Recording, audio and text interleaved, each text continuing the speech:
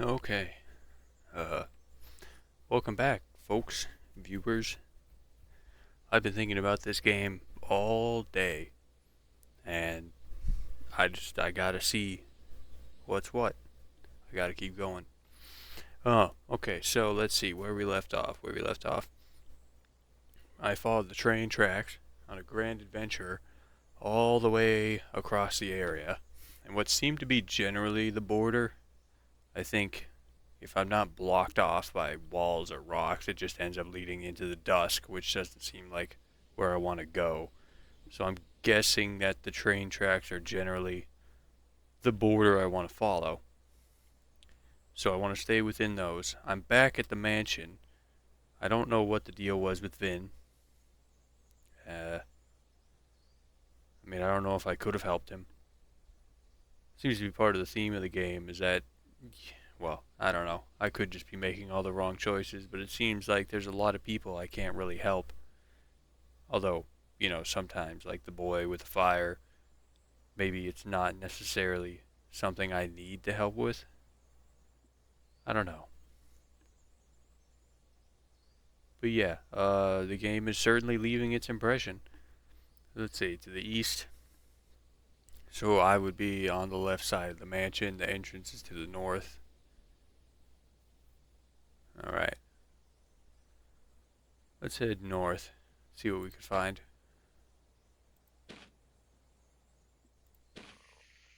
Swamp. They said there was a church to the northwest of this area. Boardwalk.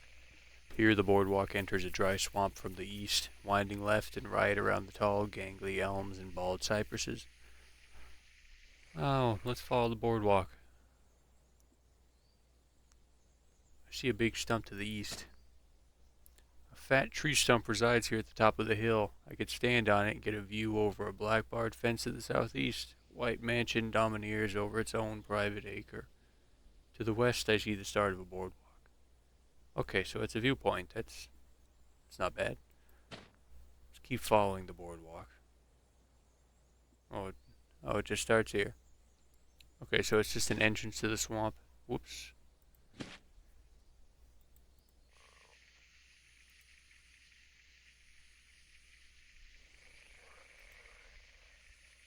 Mangrove swamp. Boardwalk enters a flooded area of the swamp filled with stringy mangroves. They all stand up on stilts of tangled roots over the deep water. The boardwalk leads west.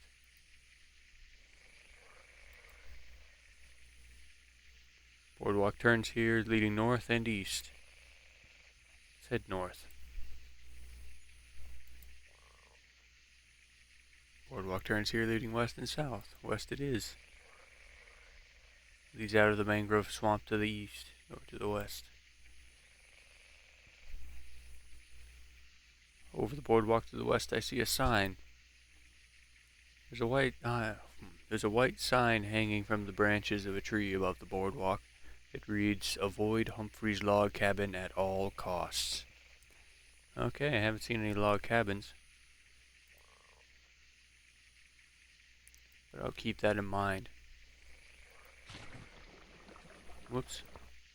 Boardwalk turns here, leading north and east. North it is. I see bubbles to the west. Bubbles in the water never lead to anything good, so I'm going to keep going north. A reflective pipe continues on straight from the east to the west, carried just above the water by thick support girders. Shoots straight over the boardwalk. Gonna go west.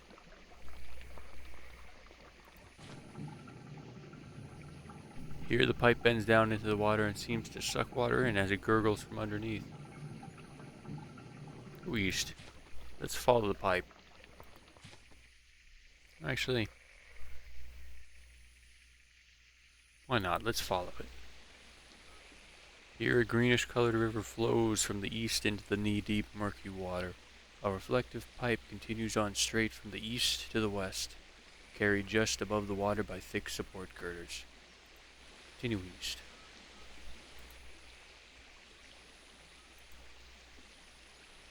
Far to the south I see a deep flooded mangrove. Let's continue east. Here, part of the river splits off and runs south, where I see a deep flooded mangrove.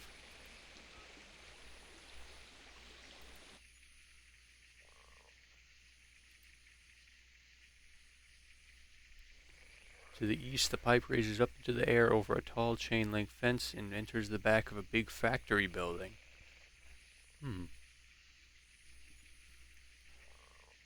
Go north. East is a tall barbed chain-link fence guarding an enormous factory complex. Go north. Rusty pipe runs across the muddy ground to the west and east. Gets to a chain-link fence to the east and runs down under the ground, popping up on the other side, where I see a massive metallic complex with big chimneys and pipes shooting out smoke. Let's continue north. Let's try and find a way in here. Go east. Follow the eastern. Well, I'll follow east along the northernmost wall.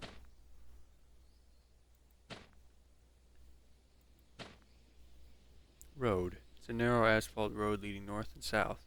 Southwest is a tall barbed chain link fence guarding an enormous factory complex. Let's continue south.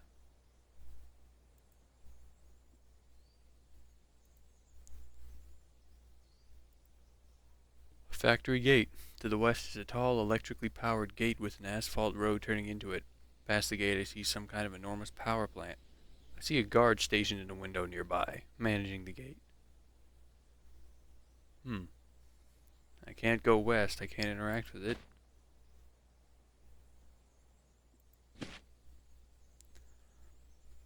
Well, then I suppose my options are to follow the road.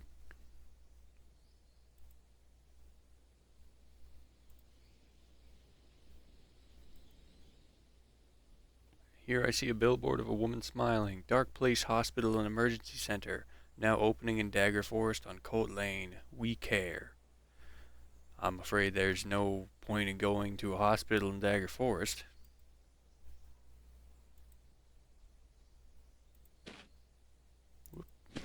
Whoops.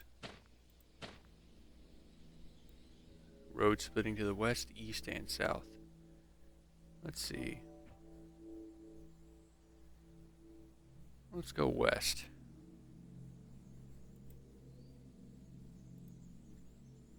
To the west is a tall, narrow building with many windows. A narrow asphalt road leads into its tiny parking lot from the trees to the east. Looks like an office building, maybe 12 stories high, made of sleek gray panel walls. Ahead is a revolving door. Let's look closer. Strangely, only some floors have windows. I notice the outline of what might be a door up on the wall of the first floor, painted the same gray as the rest of the wall. Let's go inside. I enter through the revolving door to the lobby. There's a washed-out brown tile floor and a surprisingly low ceiling. At the far corner of the lobby is an elevator, and a reception desk to the right of it. Look around. To my left is a small lounge. I see a few gray couches and a large box television running commercials. The far corner of the lobby is an elevator and a reception desk to the right of it. Go to the reception desk. I step up to the fancy marble-topped desk. There doesn't seem to be anyone here.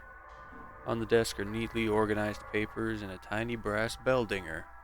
Behind the desk, I notice a boom mic sticking out of the wall, nearly hidden by the file cabinet. Ding the bell. I ding the bell. Nothing happens. Look at the papers. Back behind the counter, a door opens and a lady walks quickly to the desk. She's wearing a gray suit that almost lets her blend in with the walls. Is there something you need? We do all kinds of great services here. What is this place? The Dark Place, or this establishment?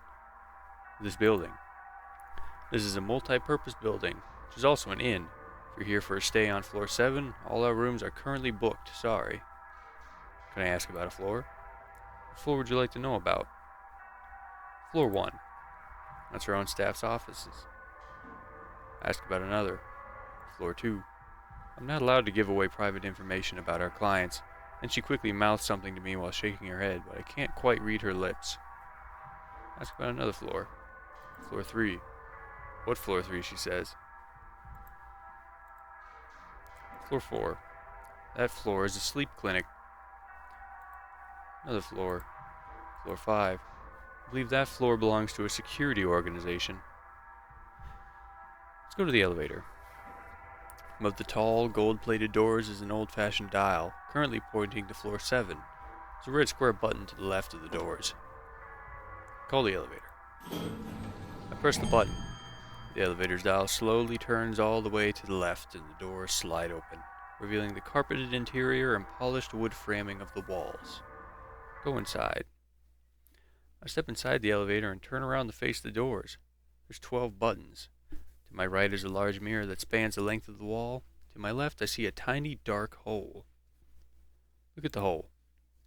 It looks like a tiny peephole, but I can't see anything when I look through it. It's pitch dark on the other side. Press a button.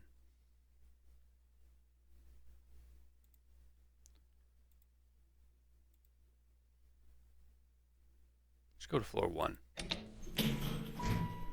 I press the button to go to the first floor. The elevator doors slide shut. Wait.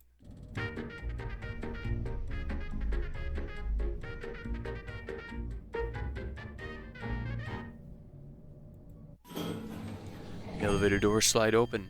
From the elevator I can see a wall of cubicles. It's dark in the first floor. The only light shines in from the many windows. Look at the hole again. Pitch dark on the other side. Press a button. Floor 2.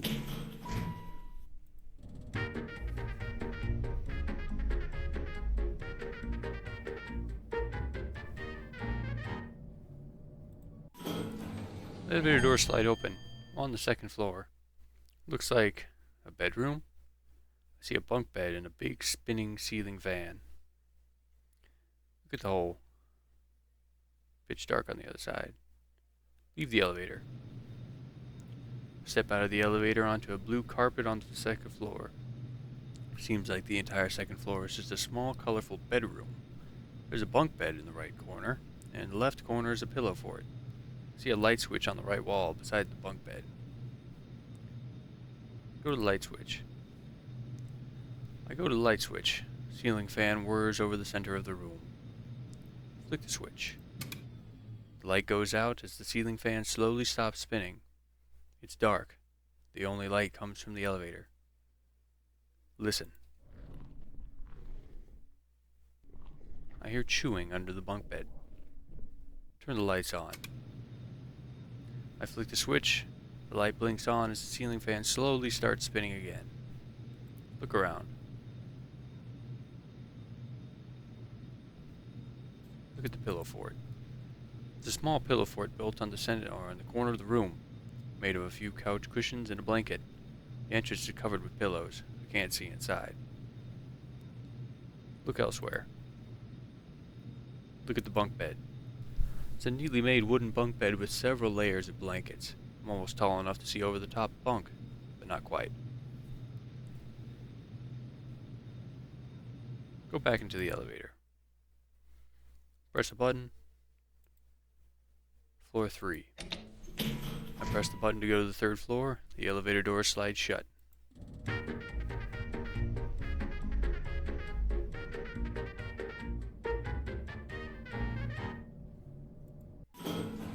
The elevator doors slide open, revealing a cement wall. Look at the hole. Pitch dark. Listen to the wall. Press a button. Floor 4.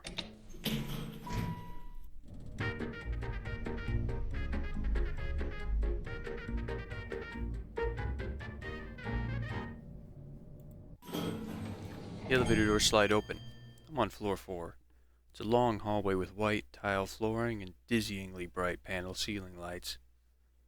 Look at the hole. Leave the elevator.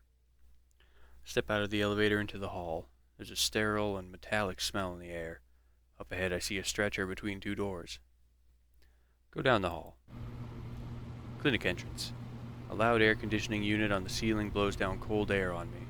There's a stretcher with an empty IV bag and two doors on the left and right side of the hallway. Go to the right door. The door has a window, but blinds are closed over it. Small text on the door reads, Operation Room. Listen.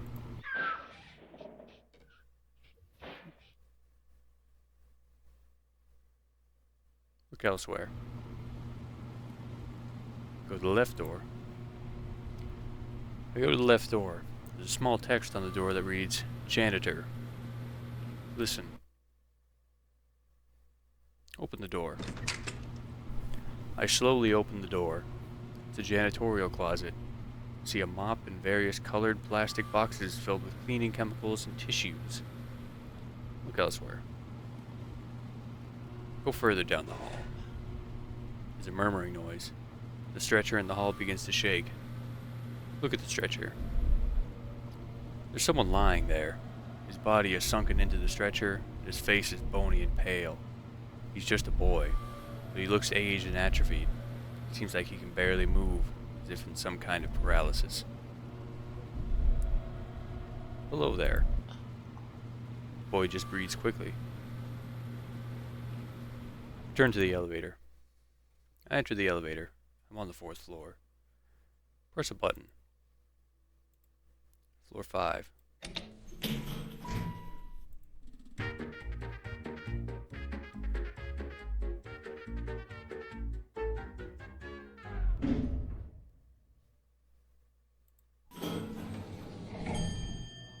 The elevator doors slide open, but I'm still on the same floor. What? A tall figure in a blue scrub is walking down the hall towards the elevator. He's holding a syringe in his right hand. His whole face is covered by a black mask. Press the button again. Press the button over and over. It's not working. Press all the buttons. The doors aren't closing. Keep pressing buttons. The elevator doors suddenly shut. Stand back. The doctor barely pries open the elevator doors, reaching in his arm and swinging a syringe at me. Kick him. He pulls his arm out from between the elevator doors and they slam shut. The elevator finally begins to descend. Wait.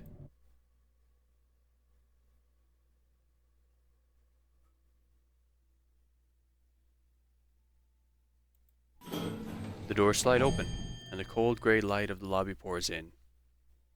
Look at the hole. Press a button.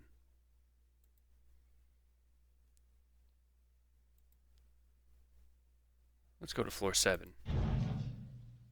The elevator lurches downward slightly, then stops. That didn't seem to work. Floor 8.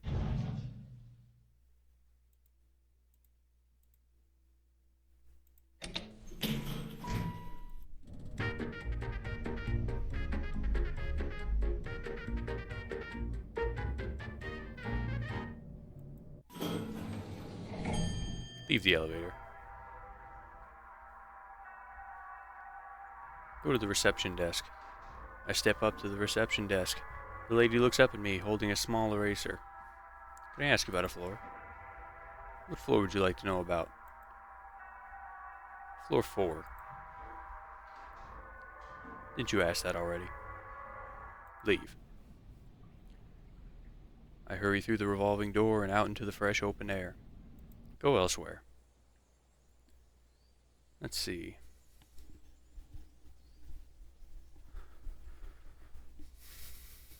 Let's go east.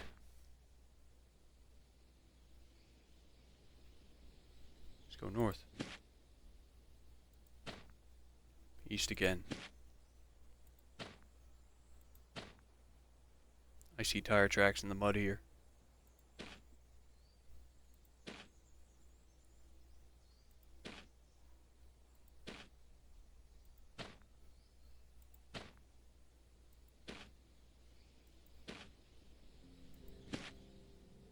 I see a swing set to the east. The swing set with 2 swings. Go to the swing set. The swings are perfectly still and silent. There's a big old tree beside the swing set. Look at the tree. The tree is charred, black, like it was ravaged by a fire. Maybe it protected the swing set from rain when it had leaves, but now it just looms. Push the swing. I go behind the swing. Push the swing gently. I give it a gentle push, letting it swing back and forth. Sit in the swing. Swing forward. I push forward and back comfortably. Stop. Plant my shoes on the ground, halting my momentum. Get up. Look at the tree. Now it just looms. Go elsewhere. Go east.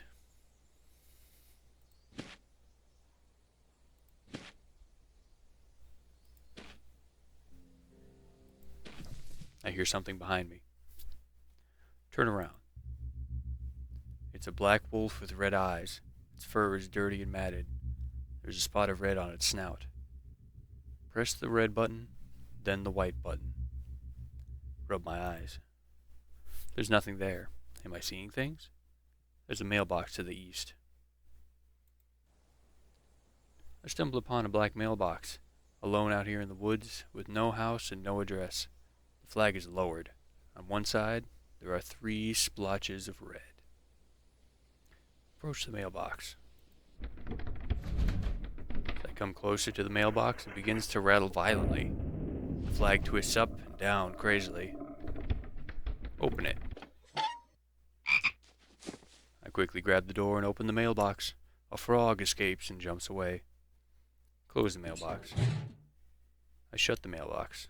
It's silent. Open it. There's a bomb in the mailbox. Shut the mailbox. Open it. Shut the mailbox again. Not knowing what to do, I shut the mailbox again. Out of sight, out of mind.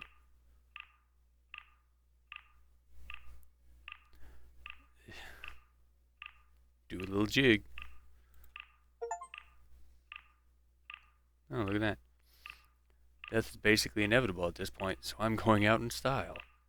Keep dancing. The explosion blows my head clean off. End 49.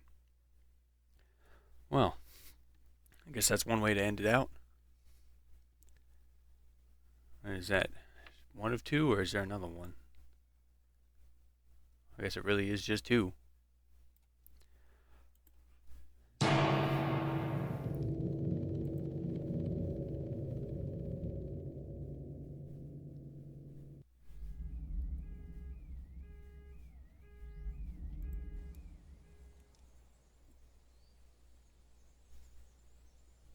Oh, man.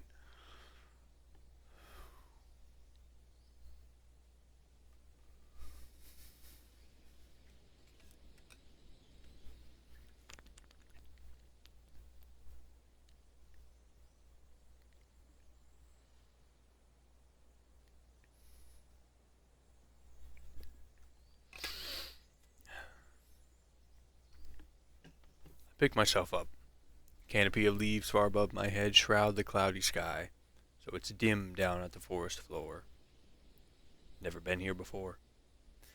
Nailed to a tree, there's a small note. Read it.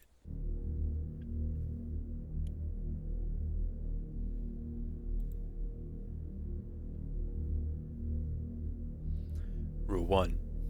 3 red blots mark liars. Rule 2. Food means depravity and death. Rule 3. Tellers of time are sped up by. This part of the note has been torn through. Rule 4. Holes in suspicious places may lead to the undergoing. Rule 5. Don't trust the wolf. Rule 6. The train is the only escape.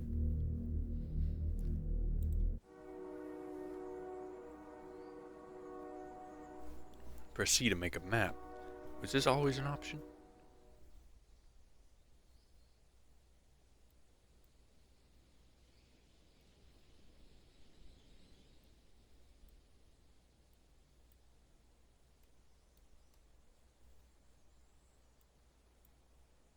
Oh, okay.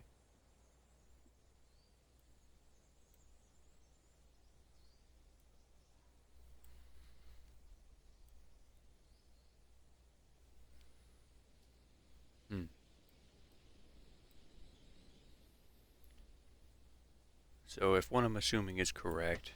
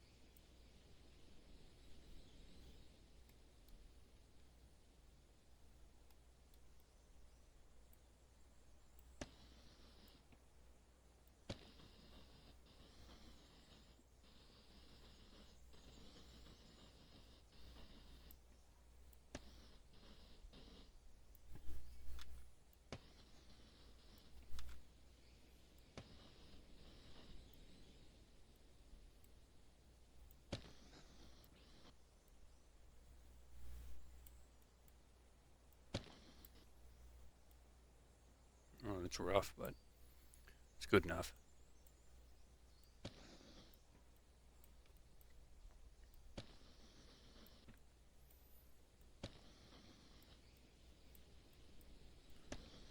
I know there are twists and turns, but from what little I remember, I'm sure the general idea is that's the boundary of the map.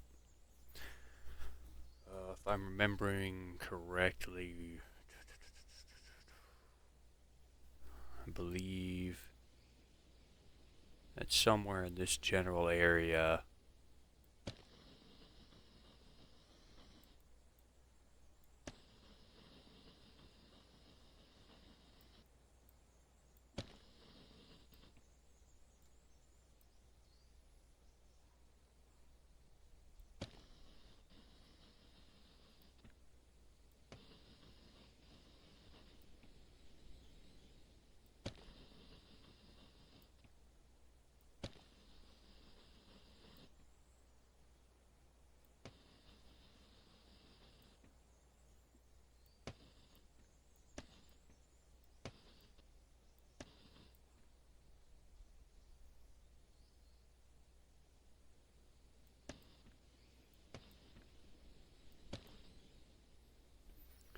is Dimlos Forest. I think continues further.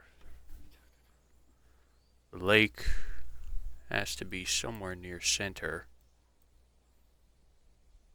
Ah. I'm not going to draw any more until I'm absolutely certain. I'm fairly certain it goes with the lake rough center. Truthfully, the mansion should likely be more to this side. But either way, roughly center, south being the mansion border, through which the road tracks go west and east. I believe Dagger is somewhere on this side. I think I start somewhere up here. Swamp down there. The factory building to the east. And then if I follow through, there should be another big cement tower here.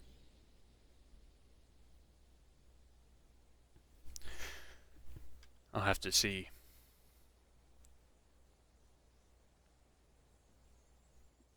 Go north.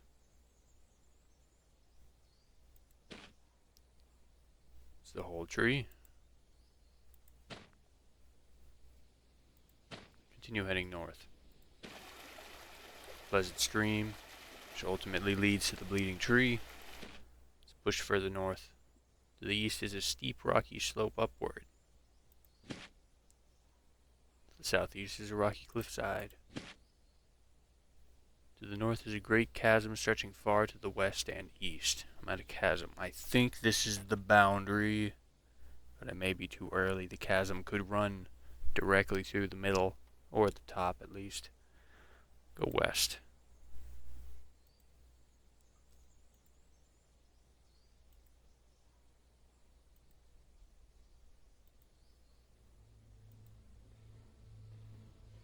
There's a pile of wooden boards here.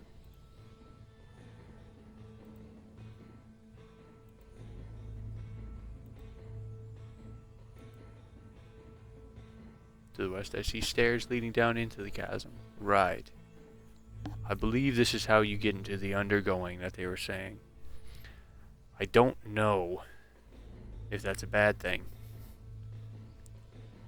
The fact that it does say suspicious places leads me to believe that the undergoing isn't exactly a pleasant area, but it does not say to avoid it. It simply says that's where they'll be. Continue west. Here is a rickety wooden stairway leading down along the rock wall on this side. It leads deep down into the chasm to a bridge and a cave on the opposite side. Across the chasm up north, I see a red brick building. Step onto the stairs. Cautiously step onto the wood planks, which are leaning on frail supports nailed into the dirt and stone of the chasm wall. There are no guardrails. Go down the stairs. Take steps down the stairs. The chasm below me is so deep that I can barely see the bottom. The bottom of the chasm is dark, paved with fallen branches. Continue down the stairs. A few steps down, there begins a series of red marks on the wooden planks, each in a different position. Avoid the red spots. Test my weight on it. The plank creaks loudly. Step on it. Wood plank gives under my weight and snaps. The bottom of the chasm is rising up to meet me. Close my eyes. End 82. Alright, well. To the north of the starting location is a chasm. There are stairs down. I don't know if they're fully navigable or not. Wake up.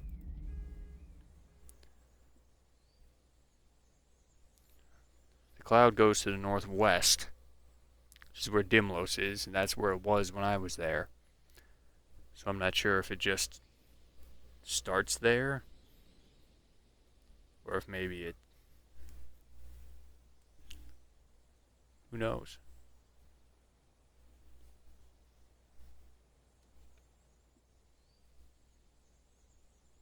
Go elsewhere.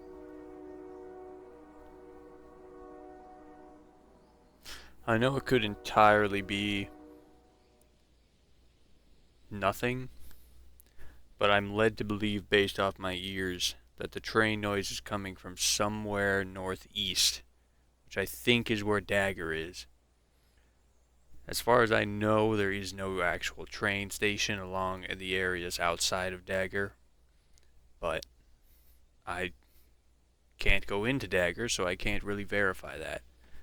From what I saw, from what it says I saw, the train tracks run smoothly without a whole lot of interruption, so I'm guessing there is no train station there, so it's likely just ambiance.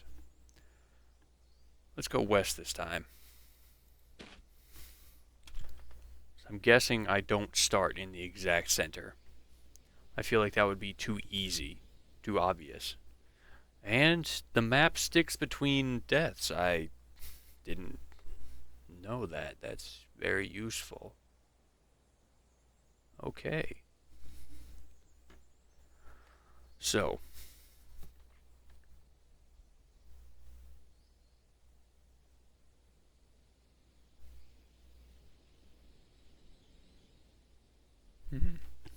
Let's just continue going west and see what we can find.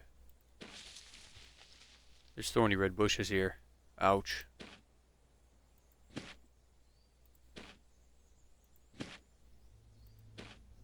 To the north and west, I see a pleasant stream.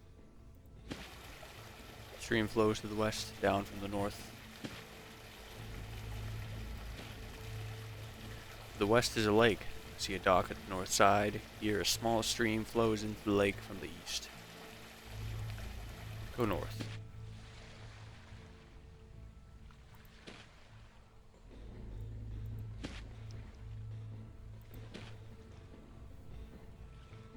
Go west.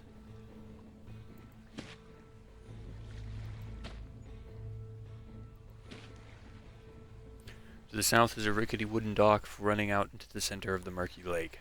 There's a tin bucket at the end of the dock. To the west is a small wooden shed. Go south.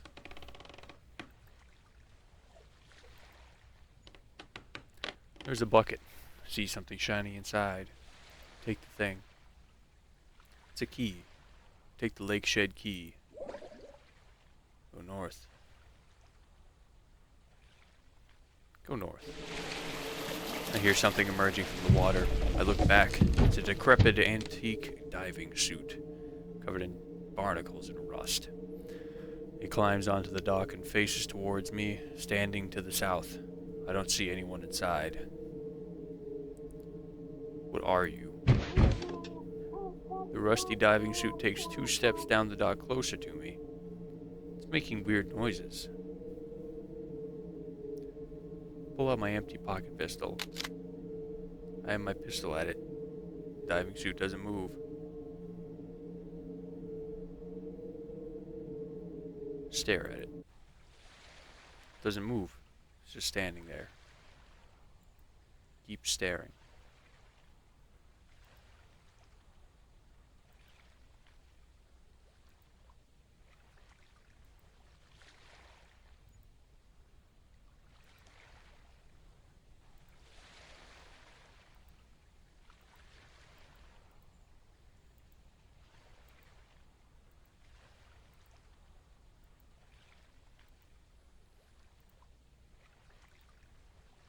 Leave. I leave the dock. The diving suit is still standing there. To the west is a small wooden shed. Open the door. I use my key. The door unlocks. I push open the door. It's a gigantic machine and cords running all over the floor. The man. His back is turned towards me. He notices the light and covers his face. Ah, no, please, just give me more time. What are you talking about? The device. What, you aren't here to wreck me? Please, close the door and lock it. I close the door behind me and lock it. 2 of us are alone in the shed. Man goes back to fumbling with the big machine.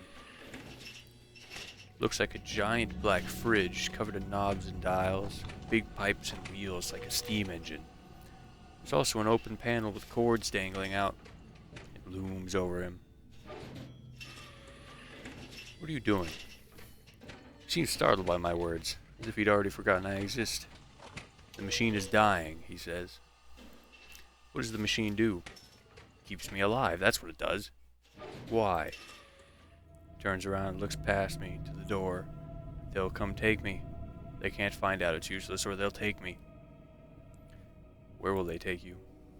They'll take me to Dimlos. Why would they do that? They say they want to help me. They just want to make me useful, he says. But I know I'll end up at Dimlos. Say nothing. Can you stay here, he says, just for a little while longer? Then there's a pounding at the door, and the man whimpers. Hide in the back of the shed. I run off to the far corner of the shed and watch. The door is right behind him. I can see it bending in. He turns back to the machine as if to return to work, but his hands are down by his sides. As the door keeps rattling, he finally slides down to the floor. It's hopeless, endless wandering. I'll come find you. The door flies open across from me. He doesn't move or make a sound. Close my eyes. The air grows cold. Then it's quiet. Open my eyes. He's gone. There is no one else here. But I hear a rattling. Leave the shed. A fire bursts out of the machine and streaks out through the door like a firework. Bright embers glide down to the floor where it was. Go outside. I step out of the shed. Blinding light reflects off the lake and something soars above it. I hear it call like a hawk. It leaves a trail of embers that fizzle out on the water. Then it zooms between the trees on the south side, leaving hiding behind a path of fire which remains. Go elsewhere.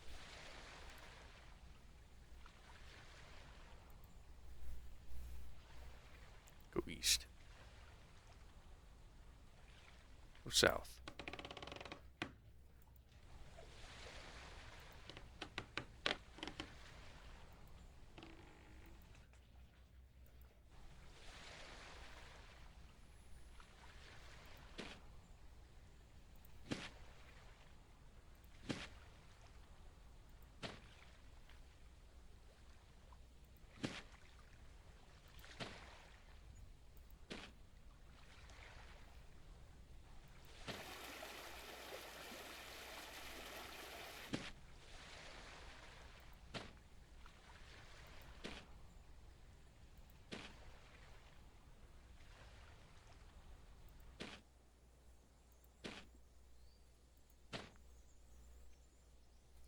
There's a small boulder. I see small carvings in one side. Most of it seems like random scratches. One part looks like it says N18E4 and N12W13.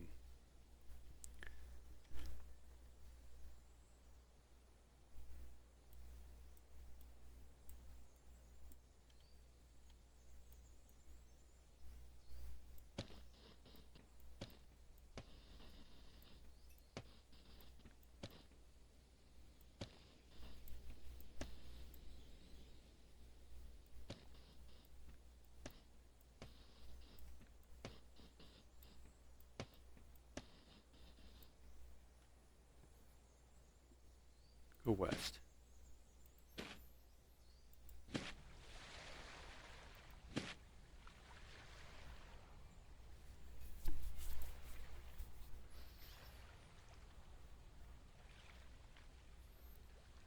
Go east.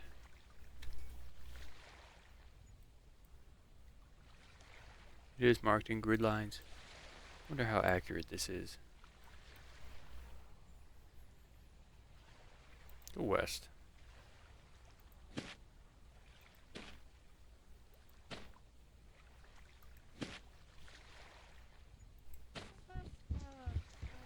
Did I hear something? Go north.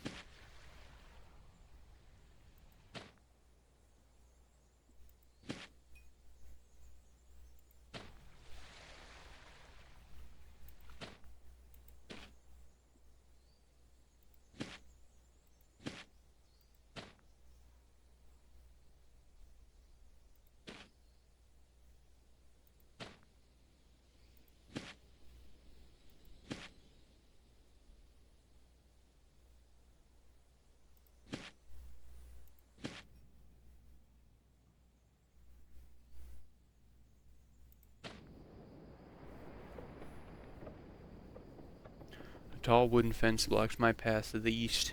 A wind rushes all the way up the hill from across the lake west, and it rattles the boards of the fence.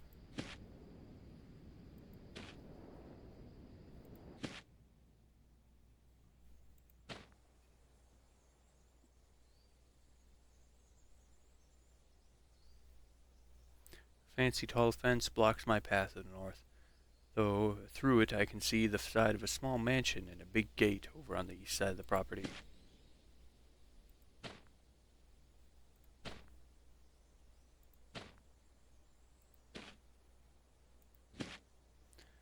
A rusted iron gate stands in front of me.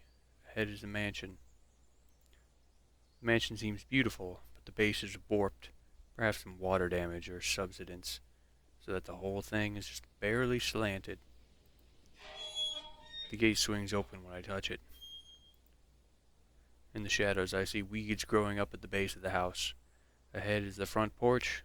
There are many windows, all with closed curtains. I climb the steps up to the front porch. The front door is ahead. To the left is a dusty rocking chair. To the right, on the porch, is a window.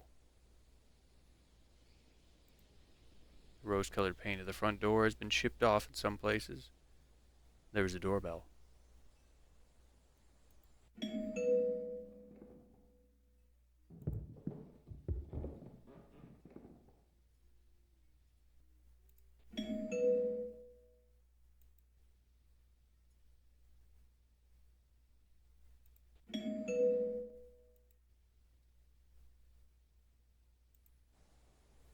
It's blocked by something.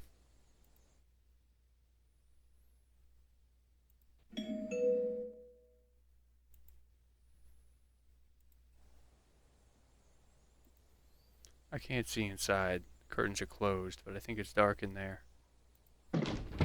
Surprisingly, the window opens. Carefully crawl through the window, greeted by the smell of old tissues and a creaky hardwood floor. It's hard to see in here. I think this is the foyer. To the west are stairs leading up. South, the doorway leads to another part of the foyer. Here I see the front door and a dusty coat rack. West, the doorway leads into the living room. South, there is a closed door. I step onto the lush carpet. There's a dusty sofa and a television with a bent antenna. Behind the sofa, a doorway leads to the kitchen. To the south, the doorway leads to the dining room. Switch on the television. It's static. Dining room. The huge dining table is set up for a banquet, full of delicious food laid out over a nice ornamental cover. There's a horrible stench that makes me want to retch.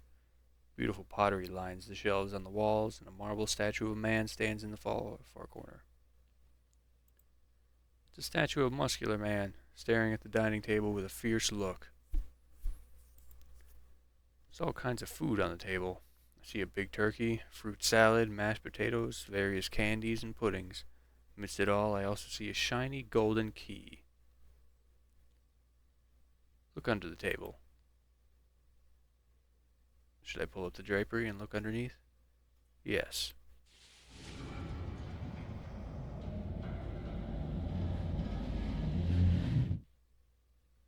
I see nothing under the table. Take the key. The key is strangely shiny, almost like it's never been touched. I don't see a single mark or smudge of fingerprints. Take the key. Join us under the table for a real banquet. All together now, it's a feast that never ends. End 71.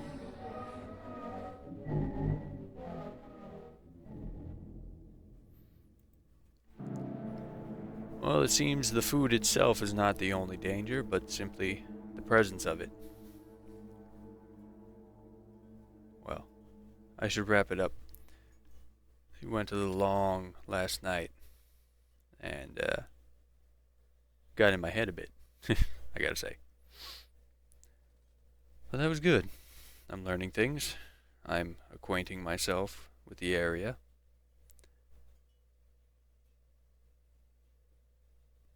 I did a little jig. Well, I guess that's that. You guys have a good night. I'll see you for the next one.